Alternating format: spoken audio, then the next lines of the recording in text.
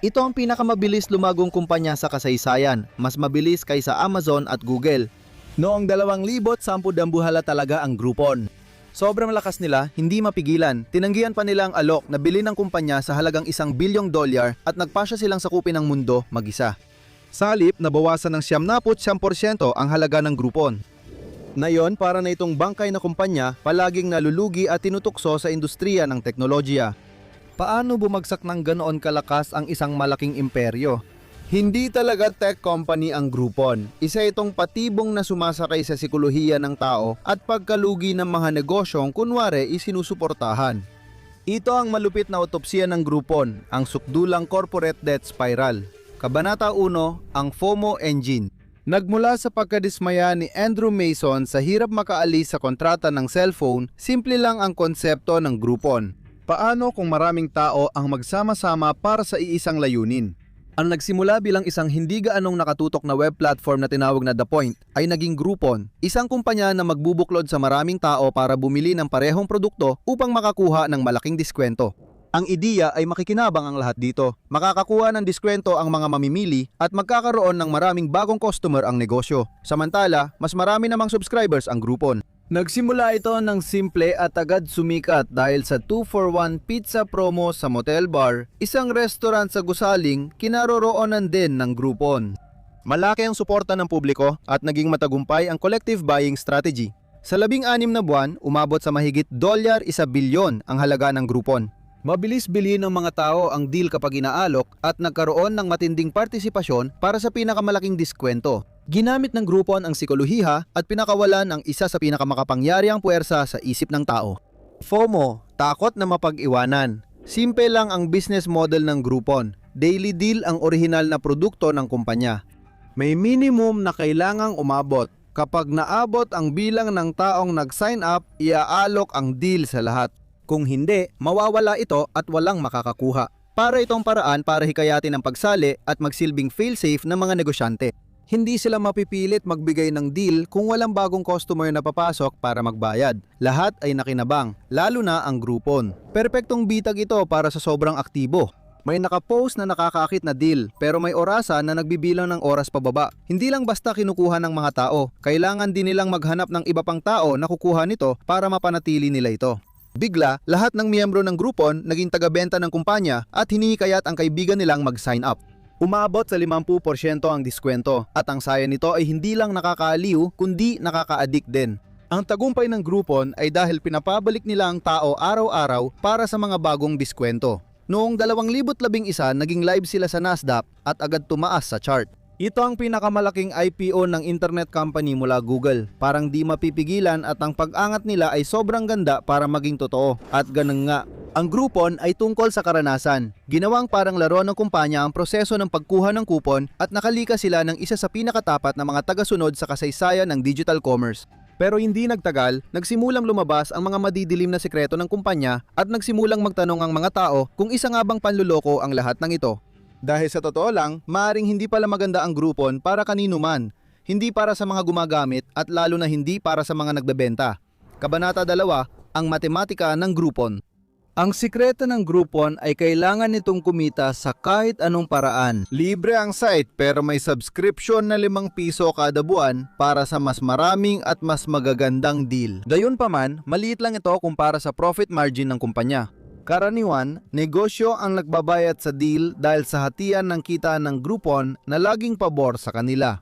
Noong una, kinukuha nila halos kalahati ng kita sa mga deal na nagdulot ng pagkalugi sa araw na yon at minsan nagbabantang magsara ang partner na kumpanya. Ang tanging nakikinabang lang ay ang Groupon. Isang restaurant ang natuto nito sa mahirap na paraan. Noong 2012, isang restaurant sa Washington DC na tinatawag na Back Alley Waffles ang nakakuha ng Groupon deal na inaasahan nilang magpapasikat dito. Ang akala nilang magandang oportunidad ay naging bangungot at nagsara ang restaurant. Inanunsyo ng restaurant ang kanilang pagsasara sa pamamagitan ng isang matinding post sa social media na nagsasabing masama ang naging epekto ng Groupon sa kanilang bottom line. Inakusahan din nila ang kumpanya ng mga gawaing pinansyal na sinadyang lokohin ang kanilang mga katuwang at halos umabot na sa panlilinlang. Nagkaroon pa ito ng palayaw na nagsasabi ng lahat, Groupon math. Simula pa lang, madalas hindi gumagana ang matematikang gamit ng Groupon para sa partners nila. Halimbawa, isang panaderya ang na-feature sa Daily Deal. Karani silang nagbabanta ng mamahaling cake sa halagang $50, pero ngayon, ang cake na yon ay $25 na lang. Unang beses, dadagsa sa tindahan ang mga di kayang bumili ng mamahaling cake, bibilhin pa rin nila kahit lugi ang kumpanya. Pero umpisa pa lang ito ng problema. Ngayon, kinukuha pa ng Groupon ang 50% ng maliit nilang kita sa araw na yon. Ibig sabihin, para sa cake na karaniwang binebenta ng $50, $12 at 50 sentimo lang ang kinikita ng kumpanya. Maaring mas mababa pa yon sa gastos sa materyales at paggawa maliban kung napakataas ang profit margin ng kumpanya. Malulugi sila sa araw na iyon at habang lumalago ang Groupon, mas napapahamak ang negosyo. Pero may hindi nakikitang benepisyo pa rin para sa kumpanya. Tama ba? Ganito ang paraan ng Groupon sa pagbebenta ng deal. Tinitiyak nilang magkakaroon ng mga bagong loyal na customer ang mga kumpanya. Minsan nabibigyan ng pagkakataon ang mga mamimili na subukan sila sa murang halaga, umaasang mahumaling sila. Pero bihira itong magtagumpay para sa kumpanya.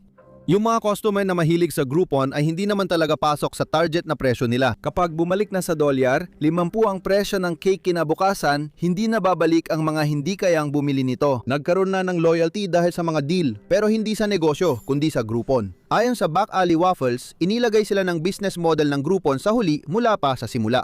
Iniulat ng restaurant na lahat ng unang kita ay napunta sa Groupon na siyang kumukuha at humahawak agad ng mga order mula sa Daily Deal. Samantala, naghintay pa ang Back Alley Waffles para sa kanilang bahagi. Hindi ito mabilis dahil ibinigay ng Groupon ang kita sa 3 tseke sa loob ng 60 araw. 2 buwan naghintay ang maliit na negosyo sa kaunting kita. Tapos, gumanti ang Groupon. Direct ng sinisi ng tech company si Craig Nelson, iginiit na malinaw ang kasunduan at ginawa ito para matulungan ang negosyo niya. Itinanggi nila ang paratang na nasobrahan ang benta ng deal at sila ang naglagay ng kumpanya sa alanganin. Sa halip, paiwatig nila na may problema na sa pananalapi ang Back Alley Waffles bago pa ang kasunduan. Isa ito sa pinakamalalalang kabanata sa maagang PR history ng Groupon. Hindi lang ito tungkol sa bayad, kundi pati sa mga customer. Sabi ng mga negosyong gumamit ng Groupon, ang mga customer mula sa deal ay pinakamalalalang klase. Bastos sila, entitled, bihirang magtip at malabo ng bumalik. Maraming kumpanya ang sumubok sa Groupon pero iilan lang ang bumalik. Hindi yon naging hadlang sa kumpanya para lumawak na parang digital na higante. Ngunit sa likod ng eksena, may problemang namumuo na ilang buwan lang ay lalabas din. Kabanata 3, ang revolusyon sa supply chain. Matalino ang business model ng Groupon dahil sinasamantala nito ang kagustuhan ng tao sa murang bilihin. Mayroon itong napakatapat na base ng mga customer at walang katapusang supply ng mga bagong partner na naghahanap na mapataas ang kanilang reputasyon. Masyadong kumpiyansa ang kumpanya, kaya gumawa sila ng isa sa pinakamapanganib na hakbang sa tech history bago ang kanilang IPO. Noong 2010 nilapitan sila ng Google na may alok na $53 bilyong para bilhin ang kumpanya. Ayon sa ulat, matapos mag-alok ang Yahoo ng $3 bilyong para bilhin sila, tinagihan ito ng Groupon pati na rin ang iba pang alok na para sa maraming tech startups sa isang pangarap na oportunidad. Ang pagtanggi sa alok ng Google ay kilalang pangyayari sa teknolohiya na itinuturing na gawa ng kayabangan ng isang bagong kumpanyang walang napatunayang negosyo. Akala nila na hanap na nila ang sikreto ng walang hanggang kita. Pero sa totoo lang, hindi basta magsasawa ang mga tao sa diskwento. Kaya agad binago ng kumpanya ang direksyon para mapabilis ang pagkuha ng deal. Nang magsimula ang panahon ng smartphone, naglunsad sila ng app na Groupon Now na nagfi-filter ng deal sa pagkain at libangan at hinahayaan ng tao na kunin ito saan man batay sa lokasyon. Nagdagdag sila ng insurance policy para sa dinasyahang customer. Inilunsad ang Groupon Promise at Groupon VIP subscription noong 2012. Wala sa mga ito ang makakapigil sa mga susunod na mangyayari. Bago pa man ang IPO nito, napilitan ng Groupon na baguhin ang kanilang filing nang mapansin ng kanilang mga accountant na hindi tugma ang kanilang mga numero. Inamin ng kumpanya na gumamit sila ng hindi karaniwang accounting method na tinawag nilang Adjusted Consolidated Segment Operating Income. Tinanggal nila ang malaking gasto sa online marketing at pagkuha ng subscriber sa pagkalkula ng kita para magmukhang kumikita kahit hindi naman totoo. Pinapayagan nito ang kumpanya na magbigay ng mas tumpak na pangmatagalang pananaw sa kanilang kakayahang kumita. Pero ayon sa mga kritiko, ito ay parang niluluto lang nila ang kanilang mga libro at niloloko ang mga mamumuhunan. Simula pa lang, duda na ang ilan sa kakayahan ng Groupon na magtagal. Nahaharap din ang kumpanya sa pagsusuri dahil sa pagbabayad ng sobra sa kanilang mga tagapagtatag at mga taga-suporta mula sa kanilang venture capital funding imbes na gamitin ito para sa pangmatagalang pamumuhunan. Dahil dito, naging kapos sa pera ang kumpanya nang ito ay inilunsad. Nagsimula na ang masasamang balita at negatibong ulat at hindi na ito huminto. Isang taon matapos ilunsad, halos 80% ng pinakamataas nitong halaga ng Groupon ang nawala at nagsara ito sa P83 kada share noong Oktubre 2012. Parang tapos na ang malalaking araw ng kumpanya dahil maraming mamumuhunan ang nagdududa sa pangmatagalang potensyal nito. Tama sila dahil mas malaking problema pa ang darating sa kumpanya. Epektibo ang business model na nakabase sa mga naghahanap ng diskwento pero hindi ito magiging katulad ng Amazon o Google. May isang malaking kapintasan ang Groupon na malapit nang bumangga sa kanila sa pinakamasakit na paraan. Naging isang kilalang tatak na ang Groupon. Alam ng lahat ang pangalan nito, pero kung wala itong maya-alok, wala rin itong halaga. Kailangan ito ng mga negosyanteng makikipag-partner para sa mga deal. Unti-unti, nagsawa sila. Sa unang taon ng Groupon, libu-libong negosyo ang nag-alok ng serbisyo sa website para matuklasan ng naghahanap ng mura. Restaurant, spa, panaderya, hotel at bar ang ilan sa mga pinakasikat na pagpipilian at halos pareho ang karanasan nila. Mahirap kumita ng tubo sa Groupon. Napilitan ang Groupon na maghanap ng mahalagang asset at kumuha ng mahal na sales teams para i-market ang kumpanya habang paubos ang kanilang pera.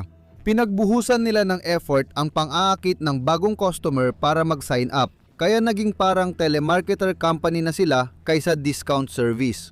Marami sa mga bagong empleyado nila ay tumatawag ng malamig sa mga negosyo para ipaliwanag na sa totoo lang, magiging maganda ang deal na ito para sa kanila. Pero patuloy na bumabagsak ang presyo ng stock ng Groupon dahil paulit-ulit silang gumagawa ng mga pagkakamali sa PR na hindi naman kailangang mangyari. Noong 2011 Super Bowl at inakusahan ng kumpanya ng rasismo. Naharap sila sa kaso na nagsasabing nilabag nila ang batas federal dahil sa pagbibigay ng gift certificates na mas maagal nag-expire kaysa sa pinapayagan at nagkasundo na lang ang kumpanya sa labas ng korte. Nablock pa nga ang mga deal sa Massachusetts kung saan nagpasya ang mga regulator na nilabag ng kanilang online vouchers ang 1,984 happy hour ban ng estado. Dahil kumukuha ng porsyento ang platform, nagpasya ang estado na labag sa batas ang interes ng Groupon sa mga lokal na lisensya ng alap, kaya tinanggal ng mga restaurant ang mga deal para maprotektahan ang permit nila. Sunod-sunod ang masamang balitang natanggap nila, kaya nagiging desperado ang kumpanya. Nagsimula ang Groupon na malakas ang cash flow at tila solid ang business model, pero ngayon gumagastos na ito ng milyon-milyong dolyar sa modelong halos walang sumusuporta. Mas malala pa, hindi pa ito ang pinakamasahol. Kabanata 4 ang gintong parachute. Para makita kung gaano kasama ang kalagayan ng Groupon na yon, kailangan mo lang tingnan ang kasalukuyang presyo ng kanilang stocks. Ang kumpanya ay kasalukuyang nagtitrade sa halos $17 kada share at naabot pa nito ang pinakamababang presyo na $9 at 17 sentimo noong nakaraang taon. Ang kumpanya ay anino na lang ng dati. Wala na ang mga orihinal na nagtatag para ayusin ang pinsala. Para sa mga taong nandoon noong kasikatan, mahirap paniwalaan ang nangyari sa kumpanya. Pero ayon sa mga analyst, hindi ito dahil sa maling pamamahala, talagang nakatakda na itong mabigo. Matapos ang isang taon at kalahating kaguluhan mula ng mag-IPO, nagpasya ang board ng Groupon na panahon na para sa pagbabago at tinanggal si Andrew Mason, ang kontrobersyal na tagapagtatag na nagtakda ng karamihan sa mga patakaran ng kumpanya. Ang kanyang resignation letter ay naging viral bilang isa sa mga pinakakakaiba sa kasaysayan ng mga korporasyon dahil sinimula niya ito sa pagsasabing, "Natanggal ako ngayon, kung nagtataka kayo kung bakit, hindi kayo nakikinig." Diretsang tinalakay niya ang problema ng kumpanya at sinabing naniniwala pa rin siya rito kahit hindi binanggit ang mahahalagang issue. Nasa bagong tao na ang responsibilidad sa pag-aayos. Kung kasaysayan ng Groupon ang pag-uusapan, ito'y nasa unang yugto pa lang. Mula makasaysayang IPO hanggang bigla ang pagbagsak, tumagal lang ng halos 2 taon. Dapat tuklasin ng kumpanya kung paano magpatuloy gamit ang business model na mukhang di na epektibo. Nahihirapan silang makakuha ng mga bagong kliyente para mapanatiling interesado ang kanilang mga user at walang mas mabilis na magwawakas sa isang kumpanya kundi ang kakulangan ng traffic. Kaya ginawa nila ang tanging magagawa nila, nagbago sila ng direksyon. Noong 2011 inilunsad ng Groupon ang Groupon Goods, bagong sangay para sa pagbebenta ng pisikal na produkto. Mga damit at accessories na binebenta ng may malaking diskwento para umayon sa brand nila. Layunin ng Groupon na dalhin ang karanasan ng paghahanap ng espesyal na deal sa Tiangge papunta online. Ngunit may malaking problema. Solo ng Groupon ang merkado ng diskwento. Pero nang pumasok ito sa pisikal na produkto, nakaharap ito sa malalaking site gaya ng Amazon at eBay. Hindi yon naging hadlang sa kumpanya na subukang bilhin ang solusyon sa problema. Patuloy silang bumili para makuha ang mga network at customer ng ibang kumpanya sa buong mundo. Kasama dito ang Indian Deal of the Day company na Sosasta. Binili rin nila ang restaurant apps na Breadcrumb at Savor para makapasok sa mas mataas na uri ng mga restaurant. Nakuha rin nila ang Boomerang gift card app, Glassmap geo-tracking app at Ideally Fashion Company. Bahagi ito ng layunin ng Groupon na maging site para sa lahat, hindi lang diskwento. Ngayon, mahirap na silang makilala. Dating sikat na kumpanya, bumagsak ito dahil sa bigat ng business model na sumira rin sa mga taong dapat nitong tulungan. Ano ang kinabukasan ng Groupon o meron pa ba ito? Bumagsak ang orihinal na business model ng Groupon nang maunawaan ng mga tao ang pundasyon nito kaya naging parang zombie na kumpanya. Ginagamit nito ang sikat na brand pero madalas ay kakaunti lang ang deals at maraming no-name na murang produkto mula ibang bansa. Ang Groupon ay parang online tindahan ng mura. Umaasang babalik ang mga kumpanya sa dati nitong business model. Kung hindi ito gumana, malamang natuluyan ng malugi ang kumpanya na mas maaga kaysa sa inaasahan. Kapag bumagsak ang mga tech na kumpanya, madalas ay matindi ang pagbagsak nila. Tingnan ang Amazon deal na nakaapekto sa kinabukasan ng Microsoft para malaman kung susunod na mawawala ang ideya ni Bill Gates. O panurin ito.